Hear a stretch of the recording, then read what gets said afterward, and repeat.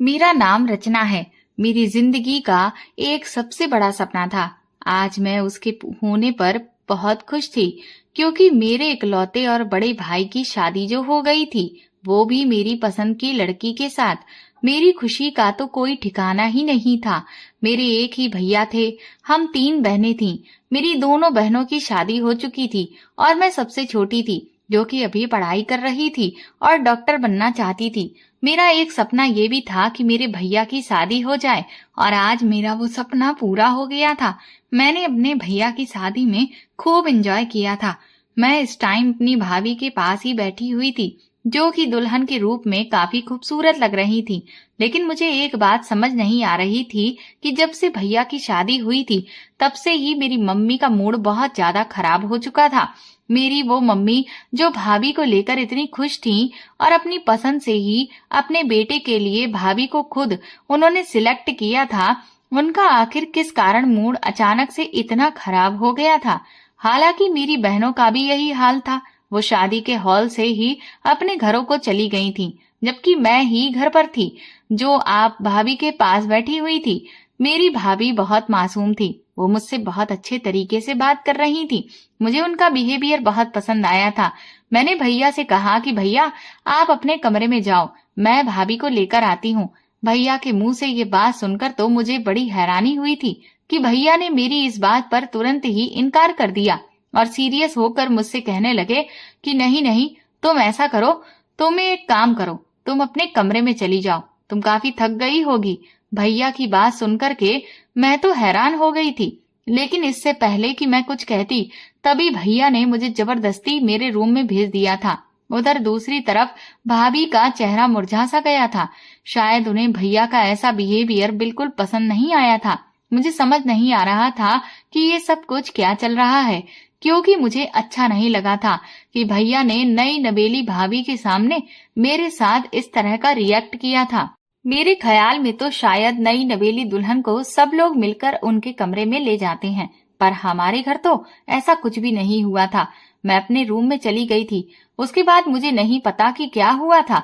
उसके बाद की मुझे कोई खबर नहीं, क्योंकि मैं भी कपड़े चेंज करने के बाद सोने के लिए बिस्तर पर लेट गई थी। मुझे शादी की बहुत ज्यादा थकान हो गई थी। अगले दिन हम सब लोग नाश्ता कर चुके थे। भैया भाभी अभी तक अपने कमरे में ही थे। भैया अभी काफी देर से सोकर उठे थे। भैया जब बाहर आए तो उनका मूड ऑफ लग रहा था। भैया के जाते ही मैं जल्दी से भाभी के कमरे में उनसे मिलने के लिए चली गई। लेकिन भाभी को देखकर मैं हैरान रह गई थी। उनके चेहरे पर तो काफी सारे निशान पड़े हुए थे। भाभी की इतनी बुरी हालत देख करके मेरा तो शरीर कांप गया था। मैं परेशान हो गई कि इस तरह की हालत आखिर भाभी की किसने की है। मैं भाभी से ये बात पूछने ही वाली थी कि तभी इतनी देर में मम्मी कमरे में आ गईं और उन्होंने भाभी से कहा कि जल्दी तैयार होकर नाश्ते की टेबल पर आ जाओ और नाश्ता कर लो। मम्मी की वजह से मैं भाभी से कुछ पूछ नहीं सकती थी, लेकिन अब हर रोज मैं भाभी की हालत को इसी तरह से नोटिस कर रही थी। भाभी दिन ब दिन कमजोर होती चली जा रही थी। वो जब भी अपने कमरे में जाती तो अगले दिन ऐसे ही बाहर निकलती थी। उनके चेहरे पर कोई न कोई निशान जरूर होता था। मैं उनसे पूछती तो वो खामोश हो जाती थी, और जब मैं उनसे जबरदस्ती पूछने की कोशिश करती तो वो मुझे झटक दिया करती थी, जबकि भैया भी उनसे काफी गुस्से से बात करते थे। दूसरी तरफ मेरी मम्मी का मूड भाभी की तरफ से बहुत ज्यादा खराब था। मेरे समझ नहीं आ रहा था कि सब लोगों का मूड भाभी की तरफ से आखिर इतना खराब क्यों है। मम्मी भाभी को मुंह ही नहीं लगाती थी, और फिर एक दिन तो मेरे पैरों से जमीन निकल गई थी जब मैंने भैया की जगह पर अपने पापा को भाभी के रूम से निकलते हुए देखा था। मैं ये देखकर बहुत हैरान रह गई थी। उसकी थोड़ी देर के बाद ही भाभी भी अपने रूम से निकली थी, तो वो काफी ज्यादा रो रही थी। ना जाने भाभी के साथ ऐसा क्या हुआ था। मैं उस टाइम ज्यादा बड़ी नहीं थी, और फिर हम लोग गांव में रहते थे, और हमारे गांव जैसी ही सोच थी। हमारे गांव में कम उम्र की लड़कियों को घर के मैटर में बोलने का हक नहीं होता। लेकिन मैं इतनी भी छोटी नहीं थी कि सब कुछ देखकर भी ऐसे ही इग्नोर कर देती। मेरी समझ में कुछ भी नहीं आ रहा था। मुझे तो अब बहुत ज्यादा बेचैनी हो रही थी, और इसी बेचैनी की वजह से मुझे सारी रात नींद भी नहीं आई थी कि ना जाने मेरे घर के अंदर ये सब कुछ क्या चल रहा है। घर में होते हुए भी मुझे सच्चाई के बारे में पता नहीं था। और फिर एक दिन अचानक ही भाभी ने जो खाना बनाया उसमें मिर्च काफी तेज हो गई थी, जिसकी वजह से मम्मी ने भाभी पर बुरी तरह से चिल्लाना शुरू कर दिया था। मैं काफी हैरान हो रही थी कि इतनी सी बात पर वो भाभी पर इतना ज्यादा क्यों चिल्ला रही थी। ये बात वो उन्हें आराम से भी तो समझा सकती थी, लेकिन भाभी बहुत ही सीधी थी। वो खामोशी से मम्मी की बातें सुन रही थी और फिर रोने लगी। लेकिन उन्होंने मम्मी को पलटकर कोई भी जवाब नहीं दिया था। बस वो इतना ही कहने लगी, मम्मी जी, मैं आगे से ऐसा कुछ नहीं करूंगी जिससे आपको प्रॉब्लम हो। लेकिन मेरी मम्मी तो उनकी ये बात सुनकर भी उनको ही गलत साबित कर रही थी। मेरी मम्मी ने कहा कि खबरदार, अगर जो आगे से तुमने मेरी बात का पलटकर जवाब दिया, तुम नहीं जानती क्या तुम इस घर में बहू की हैसियत से आई हो, तो बहू बनकर ही रहो, हमारे सर पर चढ़ने की कोई जरूरत नहीं है। मैंने अपनी मम्मी का ये रूप पहली बार देखा था, क्योंकि अगर देखा जाए तो मेरी मम्मी सास भी तो पहली बार ही बनी थी, तभी तो वो अपनी बहू को इतना दबा रही थी। मम्मी ने कभी भी हम बेटियों को डांट नहीं लगाई थी, हमेशा वो हमारे साथ हंसी खुशी ही रहती थी। लेकिन वो भाभी को अपनी बेटी क्यों नहीं समझ रही थी, उनको क्यों इस तरह से डांट रही थी। वो बेचारी तो अभी सिर्फ 7 दिन की ही दुल्हन थी, लेकिन मुझे समझ नहीं आया कि मम्मी को इतना गुस्सा क्यों आ रहा है और किस बात पर आ रहा है। अचानक मम्मी ने भाभी से एक ऐसी बात कही कि जिसे सुनकर मेरे होश उड़ गए थे। मम्मी ने भाभी से कहा कि तुम हमारे घर पर दहेज के नाम पर सिर्फ 2-3 बर्तन ही लेकर आ गई हो। मम्मी की ये बात सुनकर मैं समझ गई थी कि मम्मी किस वजह से उन पर गुस्सा करती रहती हैं। मुझे यकीन नहीं हो रहा था कि मेरी मम्मी सास बनकर इतनी ज्यादा लालची हो जाएंगी, लेकिन जो होना था वो तो हो ही गया था। उस दिन तो मेरी बहनें भी आई हुई थी। मम्मी ने भाभी से कहा कि चलो मेरी बेटियों के लिए 4-5 टाइप का खाना बनाकर जल्दी से तैयार कर दो। ये देखकर मैं हैरान हो गई थी। मुझे बेचारी भाभी पर तरस आ रहा था और मेरी मम्मी और मेरी दीदी सब लोग आपस में कमरे में बैठकर बातें कर रही थी और भाभी बेचारी किचन में अकेले ही किचन का काम संभाल रही थी। मैं उनकी ऐसी हालत पर तरस खाते हुए किचन में उनकी मदद करने के लिए चली गई। भाभी भी मुझसे बहुत खुश हुई थी कि मैं उनकी मदद करने के लिए आ गई हूँ। आखिर इतना ढेर सारा खाना वो बेचारी अकेले कब तक पकाती। इतनी गर्मी में तो उनकी हालत ही खराब हो जाती। मैं किचन में काम कर ही रही थी कि मेरी मम्मी ने तभी मुझे देख लिया और कहा कि खबरदार, तुमने अपनी भाभी की तरफदारी करने की कोशिश की। तुम्हें इसकी मदद करने की कोई भी जरूरत नहीं है। तुम अपने कमरे में जाओ और जाकर पढ़ाई करो और आगे से इसकी मदद करने के बारे में सोचना भी मत। मैंने इसे इतना सारा खाना बनाने के लिए इसीलिए दिया है ताकि ये अपनी गृहस्थी को संभाल सके। शादी करना कोई आसान काम नहीं होता है। शादी करने के बाद सारी जिम्मेदारियां अपने कंधे पर डालनी होती हैं। दूसरों के साथ मदद लेकर काम करने से जिम्मेदारी बढ़ जाती है। मैं अपनी मम्मी की डांट सुनकर खामोशी से अपने कमरे में आ गई थी, लेकिन मुझे भाभी पर बहुत तरस आ रहा था। अब बेचारी अकेले ही किचन में खाना बना रही होंगी। भैया मम्मी पापा का बहुत कहना मानते थे, क्योंकि वो मेरी दोनों बहनों से छोटे थे। इसी वजह से वो अपनी बहनों का और मम्मी पापा का बहुत कहना मानते थे। मेरे भैया ने जैसे ही भाभी को देखा कि वो इतनी गर्मी में किचन को अकेले ही संभाल रही हैं और कहीं से भी वो नई नवेली दुल्हन नहीं लग रही हैं, तो ये सब देखकर भैया को कोई फर्क ही नहीं पड़ा।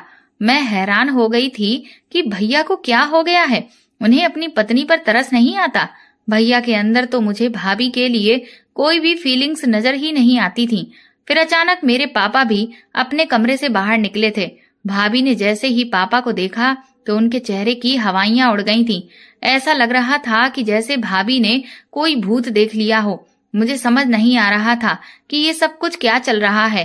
फिर अचानक मैंने पापा को भैया के रूप में जाते हुए देखा। ये देखकर मेरे होश उड़ गए थे कि हर दिन पापा भैया के कमरे में क्यों जाते हैं। हालांकि अब तो उन्हें भैया के कमरे में नहीं जाना चाहिए, क्योंकि भाभी कमरे में मौजूद होती हैं। फिर अगले दिन जैसे ही मैंने फिर से भाभी को देखा तो भाभी बहुत बुरी हालत में रोती हुई अपने कमरे से बाहर निकली थी।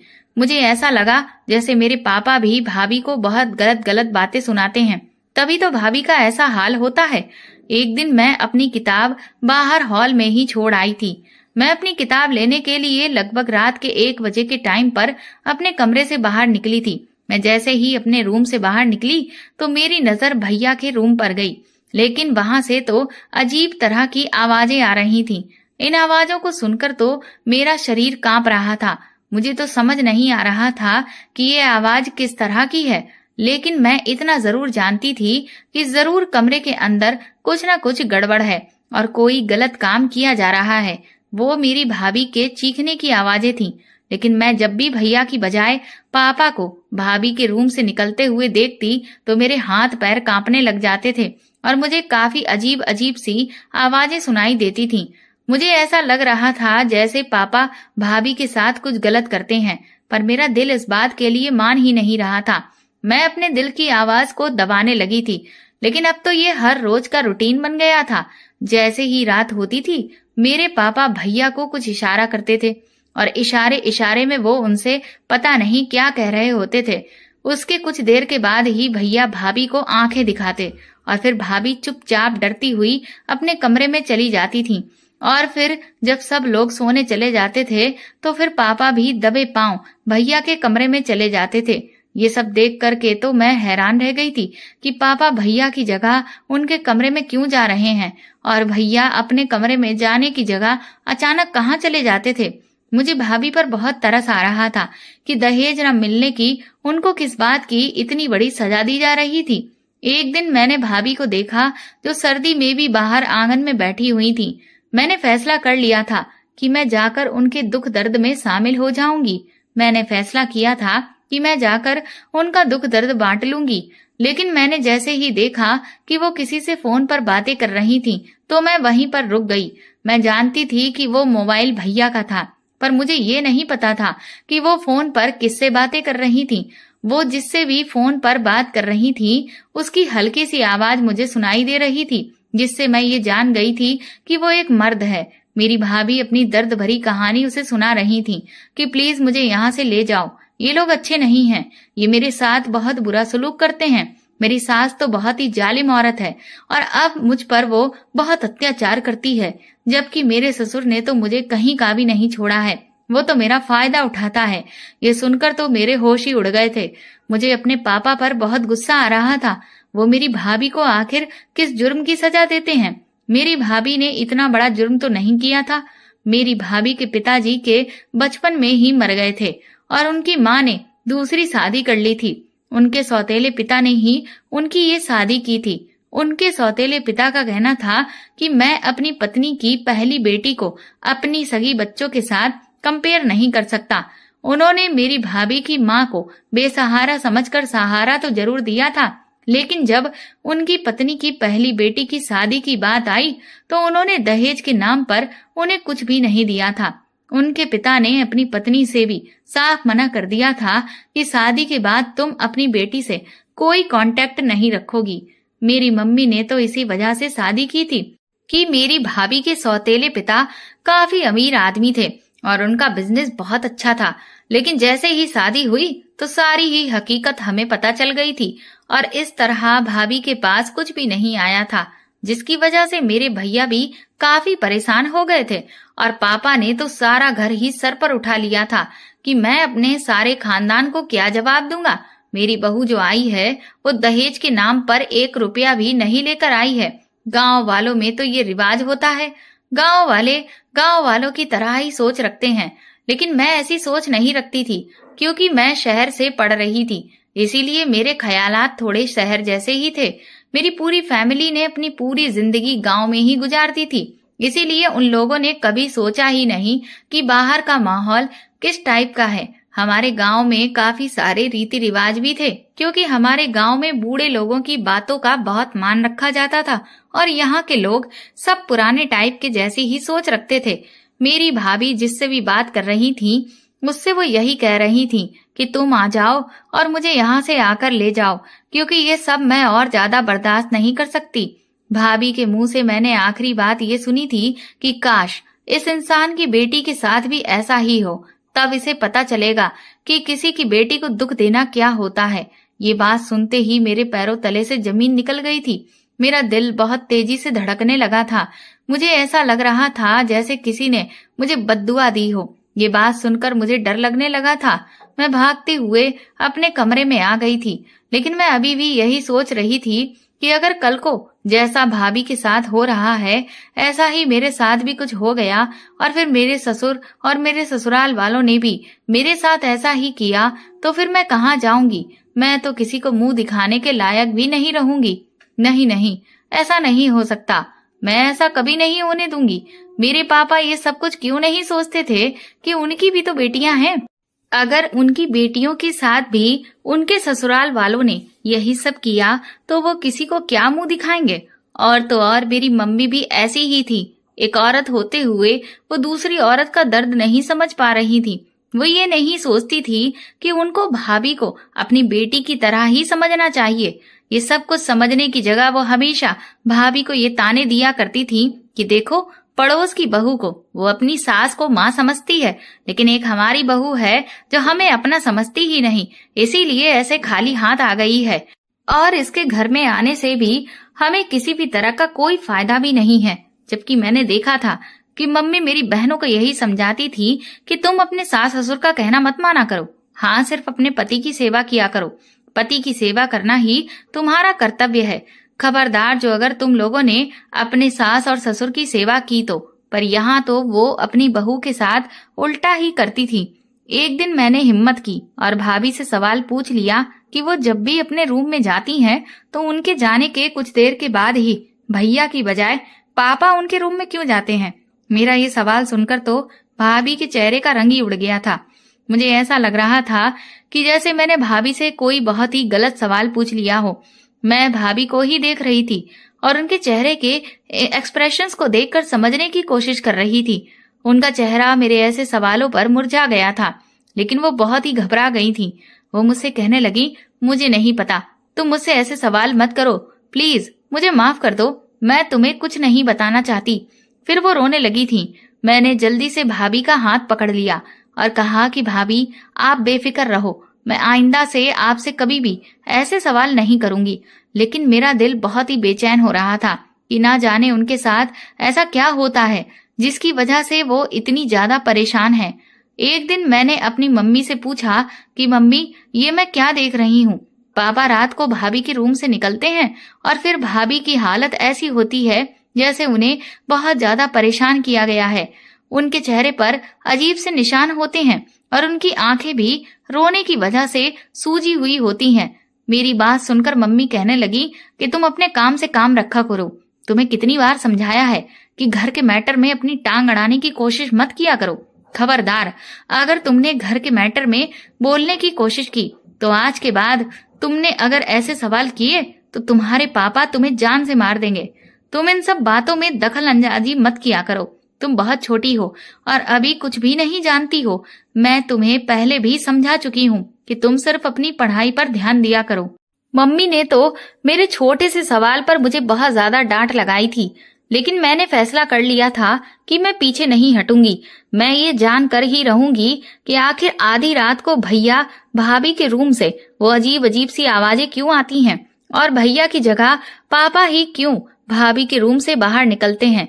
लेकिन जब पापा कमरे से निकलते हैं तो वो बहुत ज्यादा फ्रेश नजर आते हैं और उनके चेहरे पर खुशी साफ दिख रही होती है, जबकि भाभी की हालत तो वही होती है। मैंने ये जानने की कोशिश की थी और मैंने ये फैसला कर लिया था कि अब मैं सच्चाई को जानकर ही रहूंगी। एक दिन मैंने जैसे ही अपनी भाभी को देखा तो वो मुझे सारे घर में कहीं भी मिल ही नहीं रही थी। वो पता नहीं कहाँ गई हुई थी। मुझे मेरे कॉलेज जाने के लिए टाइम हो रहा था। फिर मैं अपने कॉलेज चली गई। मुझे सिर्फ कॉलेज में 1 घंटे का ही काम था। मैं अपना काम निपटा कर कॉलेज से वापस आ ही रही थी कि तभी मैंने रास्ते में किसी को देखा और जब ध्यान दिया कि ये कौन है तो हैरान रह गई, क्योंकि ये तो मेरी भाभी ही थी जो बस स्टॉप पर एक लड़के के साथ खड़ी हुई थी और वो उसके साथ ही बात कर रही थी। भाभी को बस स्टॉप पर खड़े हुए देखकर मैं दंग रह गई। लेकिन वो यहाँ बस स्टॉप पर क्या कर रही थी और फिर उनके साथ ये लड़का कौन था?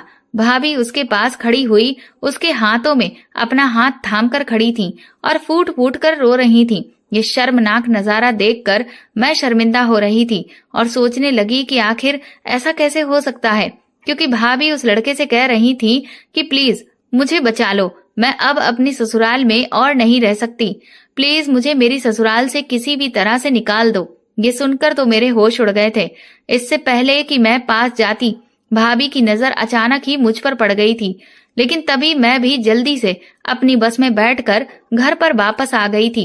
मेरे घर आने के लगभग आधा घंटे के बाद भाभी भी घर पर आ गई थी। भाभी शायद मम्मी से अपने मायके जाने का बहाना लेकर निकली थी। मैं बहुत ज्यादा परेशान थी। मुझे परेशान देखकर मम्मी ने कहा कि आज तुम बहुत परेशान लग रही हो, क्या बात है, पढ़ाई का ज्यादा स्ट्रेस हो रहा है क्या? मैंने अपनी मम्मी को कोई भी जवाब नहीं दिया और सीधा अपने कमरे में चली आई थी। मैं भाभी से बात करने का मौका ढूंढ रही थी। मैं अभी भाभी के बारे में सोच रही थी कि तभी अचानक मेरे कमरे का दरवाजा बजा और भाभी मेरे कमरे के अंदर आ गई। मैंने उनसे वो सारे सवाल किए जो मैं उनसे पूछना चाहती थी। मैंने उनसे कहा, भाभी वो लड़का कौन था जिसके गले लगकर आप फूट फूट कर रो रही थी, और आप बस स्टॉप पर क्या कर रही थी? भाभी कहने लगी, तुम गलत समझ रही हो, वो लड़का कोई और नहीं बल्कि मेरा अपना सगा छोटा भाई था, जिसको मेरे सौतेले पिता ने एक्सेप्ट नहीं किया था। मैं लड़की थी, इसीलिए उन्होंने कुछ दिन मुझे अपने घर में रखा और उसके बाद मेरी शादी कर दी। लेकिन मेरे छोटे भाई को घर से बाहर निकाल दिया था। उन्होंने कहा था कि मैंने अपनी पत्नी के बच्चों का ठेका नहीं लिया है जो सबको अपने घर में ही जगह दे दूं। मुझे सिर्फ अपनी पत्नी से मतलब है। मेरा भाई अब शहर में रहकर काम करता है, वो एक मामूली सी नौकरी करता है, इसीलिए वो मुझे कुछ नहीं दे पाया, लेकिन वो मुझसे बात करता रहता है।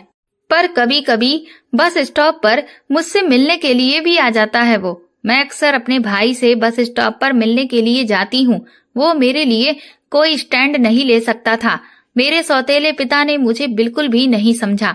मेरे भाई के पास ज्यादा पैसे नहीं होते थे, इसीलिए वो मेरे लिए कुछ नहीं कर सकता था। पर अब मेरा भाई अपने पैरों पर खड़ा हो गया है। उसकी शहर में एक अच्छी जगह पर नौकरी लग गई है और उसने अपना किराए पर मकान भी ले लिया है। ये शादी मेरे सौतेले पिता के कहने पर हुई थी, क्योंकि तुम्हारे पिता मेरे सौतेले पिता के दोस्त हैं। लेकिन मैं इस शादी को नहीं निभा सकती। मेरे भाई का कहना है कि वो जल्द ही मुझे इस घर से निकाल लेगा और अपने साथ शहर लेकर चला जाएगा। मुझ पर और अत्याचार होता हुआ मेरा भाई नहीं देख सकता और वो मुझे अब एक नई जिंदगी देगा। मैं बहुत खुश हूँ कि मेरा भाई मेरे लिए ये सब कर रहा है। मैं बहुत जल्दी तुम्हारे घर को छोड़कर चली जाऊंगी। मैं तो अपनी भाभी की इस बात को सुनकर बहुत ज्यादा रोने लगी थी और मैंने उनसे कहा, भाभी प्लीज ऐसा मत करो, आप बहुत अच्छी हो। मेरे भैया को शायद आप जैसी मासूम पत्नी नहीं मिल सकती। पता नहीं भैया को क्या हो गया है जो वो आपके साथ इतना गलत बिहेवियर करते हैं। मेरी भाभी ने कहा, तुम्हारे भैया बहुत बुरे हैं, बल्कि तुम्हारे भैया ही नहीं, तुम्हारा पूरा परिवार बहुत बुरा है। मुझे तो बस थोड़ी बहुत तुम ही सही लगती हो, लेकिन तुम्हारा पूरा परिवार बहुत ही बुरा है, जो किसी की बेटी की इज्जत करना नहीं जानते, सिर्फ उस पर अत्याचार ही करना जानते हैं। और तुम्हारे पिता, उनके तो कुछ कहने ही नहीं है, उन्हें तो भगवान ही समझेगा। तुम अभी छोटी हो, इसीलिए तुम्हारे कुछ भी समझ में नहीं आएगा। भाभी की बातें सुनकर के मैं तो हैरान रह गई थी, क्योंकि मुझे मन ही मन में अपने पापा से नफरत महसूस हो रही थी। मैंने भाभी से कहा, भाभी आज आप मुझे बता ही दो कि रात को आपके चीखने चिल्लाने की आवाजें क्यों आती हैं और पापा आपके कमरे से बाहर क्यों निकलते हैं।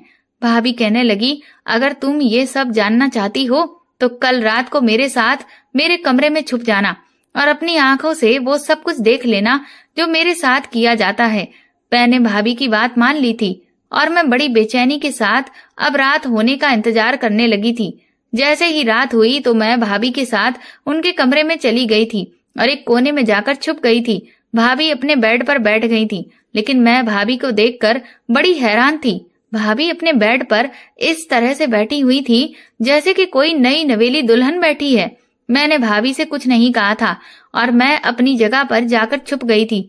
मेरा दिल बहुत तेजी से धड़क रहा था कि तभी अचानक मुझे दरवाजा खुलने की आवाज आई और मेरे पापा कमरे के अंदर आ गए थे। पापा ने जल्दी से भाभी का चेहरा छुआ और उनसे कहने लगे कि बस कुछ दिनों की बात और है, उसके बाद तुम एक बहुत बड़ी खुशखबरी देने वाली हो। भाभी ने पापा की तरफ देखा और उनसे कहने लगी, प्लीज मुझे छोड़ दीजिए ससुर जी, आप रोज मेरे साथ ये सब कुछ करते हो, मुझे बिल्कुल अच्छा नहीं लगता। मेरी भाभी पापा के सामने रोने लगी थी तो पापा ने भाभी के मुंह पर थप्पड़ मार दिया और उन्हें कहा कि तुम्हें भी रोज रोज अपने मुंह पर थप्पड़ खाने की आदत हो गई है। भाभी चीख रही थी और कह रही थी मुझे छोड़ दो, लेकिन ये देखकर तो मेरे पैरों से जमीन निकल गई थी। मेरे पापा ने भाभी के जो कपड़े थे, कुछ ही पलों में सब कपड़े जमीन पर बिखरे हुए थे और फिर मैंने अपनी आंखों से वो सब कुछ देख लिया जो शायद मुझे कभी नहीं देखना चाहिए था। मुझे अपनी आंखों पर विश्वास ही नहीं हो रहा था क्योंकि मेरे होश उड़ गए थे। मैं कभी सपने में भी नहीं सोच सकती थी कि मेरे पापा का एक ऐसा घिनौना रूप भी होगा। मेरे पापा भाभी के साथ ऐसा कैसे कर सकते थे? वो तो उनकी बेटी की उम्र की हैं। आखिर ये सब कुछ करते हुए मेरे पापा को शर्म नहीं आई? और तो और इस बारे में मेरे भैया और मेरी मम्मी भी जानते थे। फिर उन्होंने पापा को भाभी के साथ ये सब कुछ करने के लिए कभी रोका क्यों नहीं? और जानबूझकर वो भाभी के साथ ऐसा क्यों कर रहे हैं? मेरी तो कुछ भी समझ में नहीं आ रहा था। अपने पिता को इतना बड़ा पाप करते हुए देखकर मेरे सर में बहुत दर्द होने लगा था और मैं वहीं पर चक्कर खाकर बेहोश हो गई थी। सुबह जब मेरी आंख खुली तो मैं होश में आई और मैंने वो सब कुछ याद करने की कोशिश की जो मैंने रात को अपनी भाभी और पापा को एक साथ करते देखा था। दरअसल मेरे पापा मेरी भाभी की इज्जत को तार तार कर रहे थे। आखिर वो ऐसा क्यों कर रहे थे? मेरी कुछ समझ में नहीं आ रहा था। मेरे पापा और भाभी को पता ही नहीं चला था कि मैं कब बेहोश हो गई, क्योंकि मेरी भाभी ने मुझे जगाने की कोशिश ही नहीं की। पापा के जाने के बाद भैया कमरे में आ गए थे। सुबह के टाइम पर भैया कमरे से निकल गए थे। तब भाभी ने मुझे जगाया और उन्होंने कहा, देख लिया तुमने कि तुम्हारा पिता कितना बड़ा दरिंदा इंसान है और किस तरह से वो रात को मुझे नोच। इतना कहते ही भाभी एक बार फिर से रोने लगी थी। मैंने भाभी से कहा, भाभी आखिर ये सब कुछ क्यों हो रहा है? आपने कभी ये जानने की कोशिश नहीं की? भाभी ने कहा, ये सब कुछ तुम अपनी मम्मी से पूछो, मुझसे नहीं। अब मुझे होश आ गया था और मैं अब अपनी भाभी को इतनी परेशानी में नहीं देख सकती थी। इसीलिए मैंने अपनी भाभी का हाथ पकड़ा और उन्हें अपने साथ लेकर मम्मी पापा के सामने ले आई। बाहर मम्मी पापा भैया बैठे हुए चाय पी रहे थे। मैंने भाभी का हाथ अभी भी पकड़ा हुआ था और अपने पापा से सवाल किया कि आप इतने घिनौने इंसान हैं। जब पापा ने मेरी ये बात सुनी तो वो मुझे घूर कर देखने लगे। मम्मी कहने लगी, बदतमीज लड़की, अपने पिता से किस तरह से बात कर रही हो? मेरे भैया का भी यही हाल था। उन्हें भी मुझ पर गुस्सा आ रहा था, लेकिन मेरी भाभी की आंखों में आंसू थे। मैंने अपने परिवार वालों से कहा कि खबरदार, अगर जो आप लोगों ने भाभी के साथ कुछ भी गलत करने की कोशिश की। रात को मैं भी भाभी के कमरे में छुप गई थी और मैंने पापा को वो सब कुछ करते हुए देख लिया है जो शायद मुझे नहीं देखना चाहिए था। मैंने अपने पापा से कहा कि आपको शर्म नहीं आती ये सब कुछ करते हुए? आखिर आपने मेरी भाभी के साथ ऐसा क्यों किया? आप क्यों रोज उनकी इज्जत के साथ खिलवाड़ करते हो? और भैया आप कैसे बेशरम पति हो जिसे अपनी पत्नी की इज्जत की कोई फिक्र ही नहीं है। मेरे भैया सर झुकाकर मेरी बात को सुन रहे थे। मेरी मम्मी कहने लगी, देखो रचना, तुम अपने काम से काम रखो। तुम अभी बहुत छोटी हो, तुम्हें अभी हमारे गांव के रिवाजों के बारे में कुछ नहीं पता है। तुम्हें नहीं पता कि ये सब कुछ कितना जरूरी होता है। अगर ऐसा नहीं हुआ तो कभी भी तुम्हारी भाभी माँ नहीं बन सकती। मैंने मम्मी से कहा, मुझे बताइए कि भाभी के साथ ये सब कुछ क्यों किया जा रहा है। आज मैं सारी सच्चाई सुनना चाहती हूँ। फिर जो कुछ मेरी मम्मी ने बताया उसे सुनकर तो मेरे होश उड़ गए थे। मेरी मम्मी पहले तो मुझे कुछ भी बताने के लिए तैयार ही नहीं थी और तो और पापा और भैया तो सर झुकाकर खड़े हुए थे। मेरी मम्मी बहुत ज्यादा गुस्से में थी। उन्होंने मेरा हाथ पकड़ा और मुझे कमरे में ले गईं और मुझे बस फिर बताने लगी, तुम सच जानना चाहती हो तो सुनो, तुम्हारा भैया नामर्द है। वो अपनी पत्नी को वो सुख नहीं दे सकता जो एक मर्द देता है। अगर गांव वालों को ये बात पता चल गई तो हमारी बदनामी होगी। हमारे गांव में शादी के 2-3 महीने के बाद ही लोग पूछने लग जाते हैं कि बहू बच्चा कब पैदा करने वाली है। जिनके यहाँ बहू बच्चा पैदा नहीं करती उन लोगों को तो बड़ी बड़ी बातें सुनाई जाती हैं और गांव के रिवाज के हिसाब से उन लोगों को कोई अपने घर भी नहीं बुलाता, क्योंकि जिसके घर में बारिश पैदा नहीं हो सकता उनका खानदान आगे कैसे बढ़ेगा। और सारे गांव वाले उस पूरे परिवार का मजाक बनाते हैं जहां पर बहू बच्चा पैदा नहीं करती। हमारी बेइज्जती ना हो, इसीलिए तुम्हारे पिता इसी कोशिश में लगे हुए हैं कि जल्द से जल्द बहू माँ बन जाए, ताकि गांव में हमारी बदनामी ना हो सके। अपनी मम्मी की बात सुनकर मैंने मम्मी से कहा, ये गांव में किस तरह की मनगढ़ंत बातें होने लगी हैं। अगर कोई औरत बच्चा पैदा नहीं कर सकती तो इसमें इज्जत और बेइज्जती वाली कौन सी बात आ गई है। अगर भैया में कोई प्रॉब्लम है तो आप लोग भैया का भी तो ट्रीटमेंट करवा सकते हैं। ये तो कोई बात नहीं हुई कि आप उनके बदले पापा को